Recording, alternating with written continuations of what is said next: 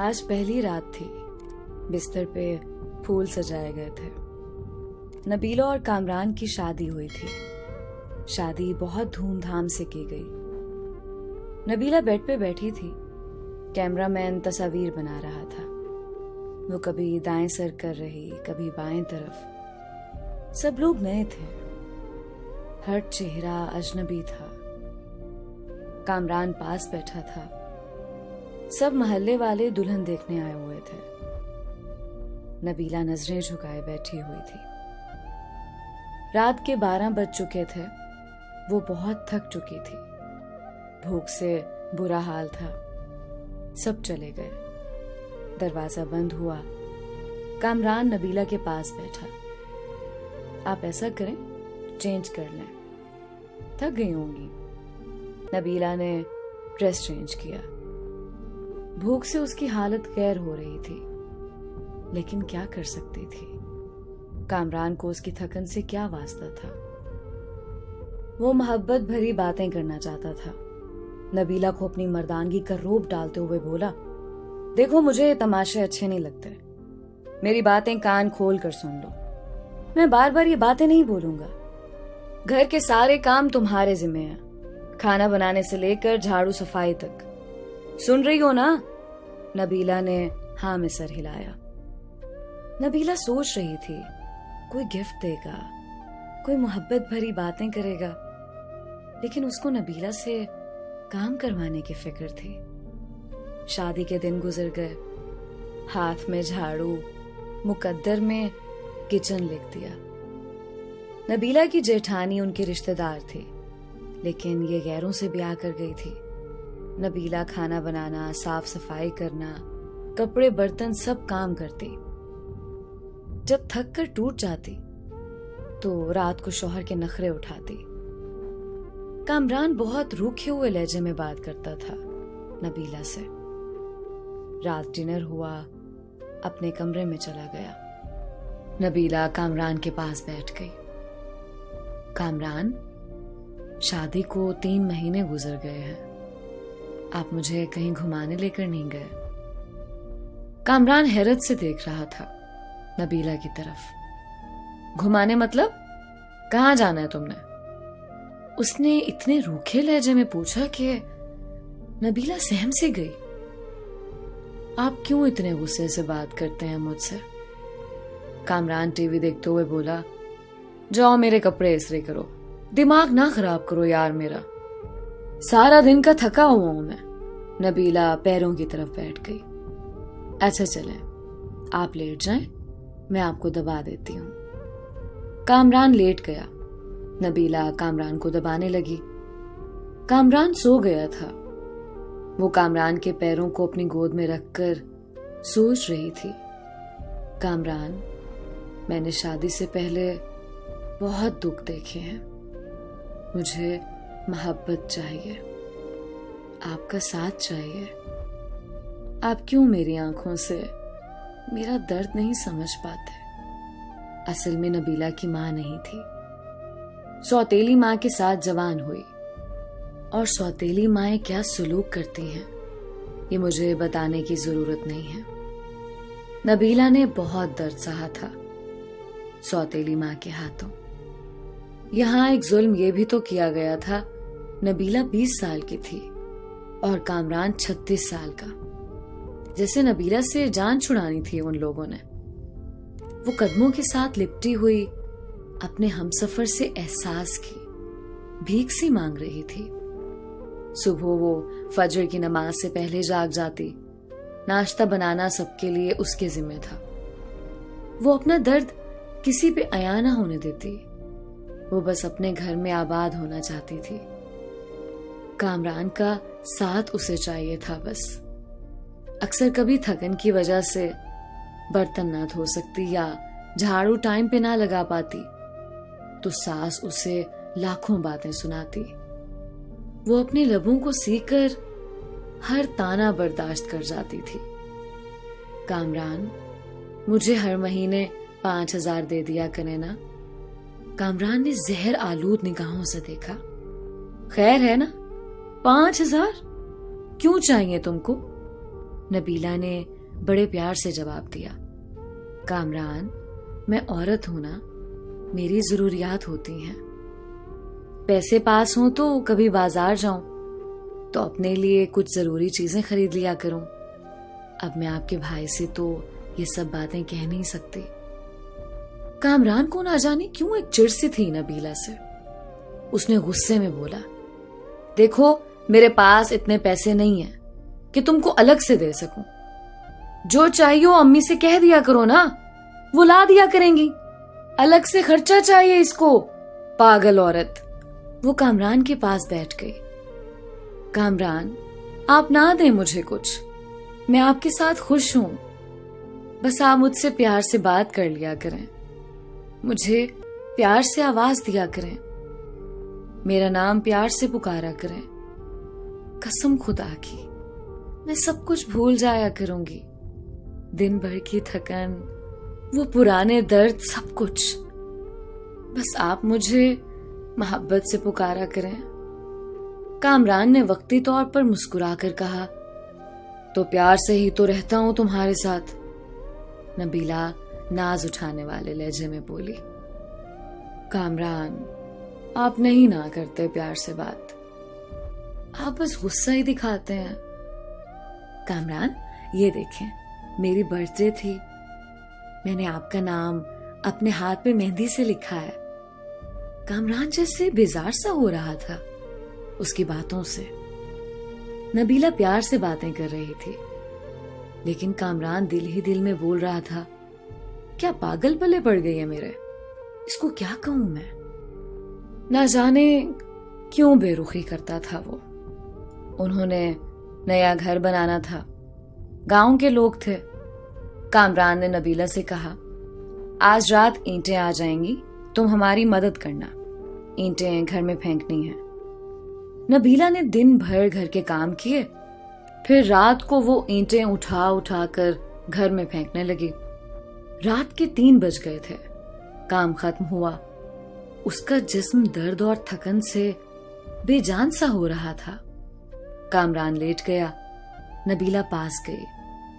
Kamran, please मेरा sir दबा देना, मुझे बहुत दर्द हो रहा है। कामरान ने करवट बदली। यार जाओ पैनाडॉल खा लो, मुझसे दबाया नहीं जाता। वो बिस्तर पे लेट गई। न जाने क्यों आंखों से आंसू बहने लगे। वो रो रही थी, उसको बहुत दर्द हो रहा था। वो मुंह पे हाथ रखकर सांस रोकने की कोशिश कर रही थी। कामरान पास सोया हुआ था। वो दर्द से सो ना सकी। फजर की आजान होने लगी। उसकी आंख लग गई। वो सोई हुई थी कि सास गालियां दे रही थी। मैडम सोई हुई है, शर्म ही नहीं है, टाइम देखो। कामरान भी बरहम हुआ। वो उठी। कामरान गुस्से में था। शर्म है तुमको? टाइम देखो, अम्मी खुद नाश्ता बना रही हैं, तेरी आंख ही नहीं खुलती। नबीला क्या कहती जब कामरान को फर्क ही नहीं पड़ता था। नबीला मर रही हो या किसी दर्द में हो। वो खामोश हुई, किचन में चली गई। सारा काम किया। उसकी हालत काफी खराब थी। उसने किसी से कुछ ना कहा। शादी को 3 साल गुजर गए थे, लेकिन औलाद नहीं थी। उन 3 सालों में कोई ऐसी सांस नहीं थी जब कभी सुकून पाया हो। नए घर का काम शुरू किया। वो मजदूरों की तरह काम करने लगी। दिन भर सबके लिए खाना बनाती, फिर कभी ईंटें उठा कर देती तो कभी मिट्टी उठा रही होती। 4 महीने उसने मजदूरी की। घर तैयार हुआ। कामरान के साथ रहते हुए वो कामरान से दूर थी। कामरान उससे दूर रहने लगा। दिन की दूरी से रातों की दूरियां भी बढ़ने लगी थीं। औलाद ना होने के ताने देने लगे। एक डर सा उसे सताने लगा। कामरान तो पहले ही उसे दुख देता था, लेकिन अब औलाद ना होने के ताने। उन दिनों कहीं उससे छुपकर कामरान की दूसरी शादी की बातें होने लगी। वो सबके रवैये समझ रही थी कि कुछ तो गलत हो रहा था, नबीला एक नौकरानी से बढ़कर कुछ ना थी। वो लबों को सिए बैठी थी। उसको एक खौफ था, कहीं कामरान मुझे दूर ना कर दे। लेकिन जेठानी की छोटी बेटी ने बताया, आंटी नबीला, मम्मा कह रही थी कामरान चाचू की शादी करनी है, नई आंटी लेकर आनी है। नबीला समझ चुकी थी कोई कयामत टूटने वाली है, लेकिन वो खामोश थी। कामरान कमरे में बैठा चेहरे पे करीम लगा रहा था। नबीला पास गई। आजकल बहुत करीम लगा रहे हैं, बड़े सोने लग रहे हैं आप। नबीला कामरान के कंधे पे सर रखकर बता रही थी, कामरान आप खुश रहें हमेशा। मैं नमाज पढ़कर आपके लिए बहुत दुआएं मांगा करती हूँ, आपकी जिंदगी की दुआ मांगती हूँ। आपके साथ ही तो मेरा सब कुछ है। जैसे वो एक दर्द दिल में छुपा कर खुद को समझा रही हो कि कामरान मुझे कभी नहीं छोड़ेगा। और फिर वो दिन आ गया। लड़की वाले कामरान के घर आए। सास ने सख्ती से कहा, खाना बनाओ और अपने कमरे में चली जाओ, सामने ना आना मनहूस। वो इतनी बेरुखी समझ रही थी। उसने शादी के बाद एक काम सीख लिया था, दर्द को छुपाना, खामोशी से रोना और बेपनाह गिले लेकिन शिकवा ना करना। वो वापस पलट कर देखती तो सौतेली मां थी जो उसे वापस कबूल ना करती। सामने कामरान की शादी थी जो कभी भी धक्के देकर निकाल सकता था। कामरान का रिश्ता तय हुआ। कुछ दिनों में ही दूसरी बीवी को ले आए ब्याह कर। जिस कमरे में वो कामरान के साथ रहती थी, आज उस कमरे में कामरान की बाहों में कोई और थी। उसे अलग से एक कमरा दे दिया। वो हसरत भरी निगाह से देखती रहती थी। कामरान अपनी दूसरी बीवी को मरी घुमाने ले गया। वो बहुत खुश था, लेकिन एक दीमक दर्द नबीला को खाए जा रहा था।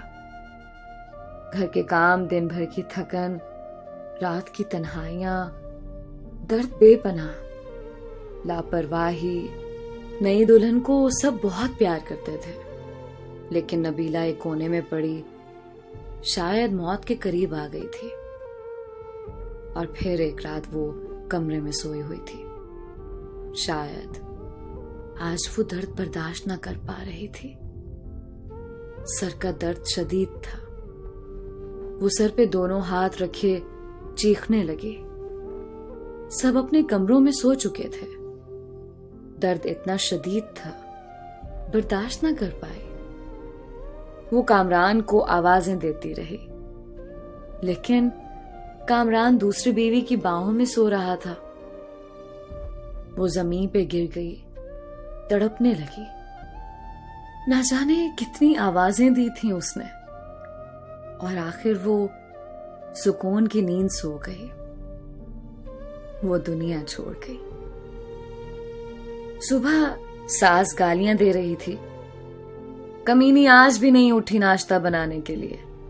कामरान ने आवाज दी, अम्मी नबीला को बोलो हमारा नाश्ता हमारे कमरे में भेज दे। मां ने गाली दी, वो मनहूस सोई हुई है अभी तक, सोने दो आज उसे, कोई ना जाए उसके कमरे में। दोपहर का वक्त हो रहा था। सब अपने कामों में मसरूफ थे, लेकिन अभी तक नबीला कमरे से बाहर नहीं आई थी। आखिर सास कमरे में गई, देखा नबीला ऊंधे मुंह जमीन पे पड़ी थी। सास ने शोर मचा दिया। सब इकट्ठे हो गए। देखा वो अकड़ चुकी थी। उसकी लाश को चारपाई पे डाला। उसके आंसू अभी तक आंखों में थे। अचानक से कैसे मर गई? उन लोगों ने उसे दफना दिया। जनाजा हुआ। कोई आंख ना रोई थी। एक दिन उसके कमरे की सफाई करते कामरान की दूसरी बीवी ने देखा कुछ रिपोर्ट और दवाइयां थीं उसके कमरे में। वो देखकर हैरान हो गई। उसको ब्रेन ट्यूमर था। न जाने कब से वो ये दर्द सह रही थी। एक डायरी भी लिख रही थी। यहाँ वो अपने दर्द लिखा करती। उसकी डायरी के कुछ जुमले, कामरान मुझसे रूठा रूठा रहता है, मेरी तरफ देखता ही नहीं। आज मैंने सारा दिन मजदूरी की, कामरान ने मुझे ठंडा पानी पिलाया, मैं बहुत खुश हुई। कामरान कहता है मैं बहुत अच्छी हूं, लेकिन फिर भी पता नहीं क्यों मुझसे दूर रहता है। आज मैं उसके लिए तैयार हुई थी, खुद को संवारा था, लेकिन पागल ने एक बार भी मेरी तरफ नहीं देखा। फिर मैं नाराज भी नहीं हुई। वो बहुत डांटता है कुछ कहूं तो। मुझे जानलेवा बीमारी है, लेकिन मैं कामरान को नहीं बताऊंगी, वो परेशान हो जाएंगे। हमारा घर बनकर तैयार हो गया है, मैंने अपना कमरा बहुत सजाया है। कामरान की शादी कर रहे हैं, मुझे घर से निकाला तो कहाँ जाऊंगी मैं? मेरा तो कोई है भी नहीं, बस नौकरानी बनकर मरने तक यहीं रहूंगी। कामरान अपनी दुल्हन से बहुत प्यार करता है। उसे बर्गर ला कर दिया, मैंने कहा मुझे भी ला दो।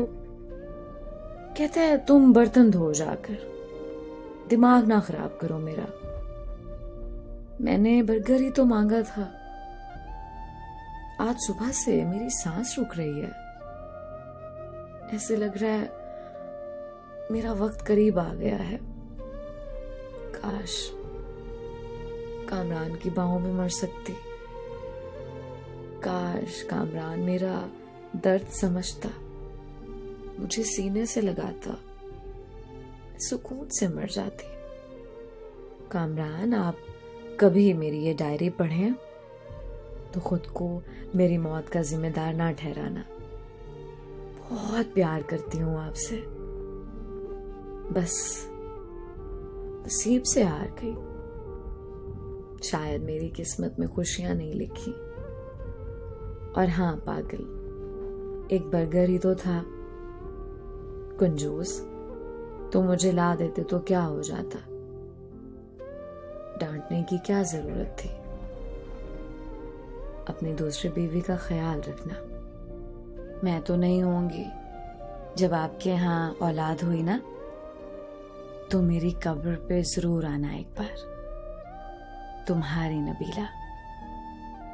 मुझे बहुत दर्द हो रहा है, अब लिखा भी नहीं जा रहा कामरान। दिल चाह रहा है आपके पास आ जाऊं, लेकिन के बाद सब कुछ अधूरा रह गया। नबीला खामोशी से मर गई। कामरान डायरी पढ़कर बहुत रोया, लेकिन अब रोने का क्या फायदा था? वो बेचारी ना जाने कितना रोई थी। उसकी कब्र पे कदमों की तरफ बैठकर माफी मांगने लगा, लेकिन अब माफी मांगता या कुछ भी करता, वो कहां लौट कर आने वाली थी। ऐसे ही ना जाने कितनी नबीला आज भी हैं जो अपने हमसफर की बेरुखी पे जी रही हैं, जो दर्द सहते हैं, शिकवा नहीं करते। अरे बेकदरो, अपनी हमसफर को मोहब्बत से देख ही लिया करो। खुदा की कसम, वो हर दर्द हर दुख भूल जाती हैं, इससे पहले कोई नबीला दुनिया से चली जाए। और आपको जब समझ आए तो बहुत देर हो चुकी हो। कयामत के दिन माशर में पूछा जाएगा,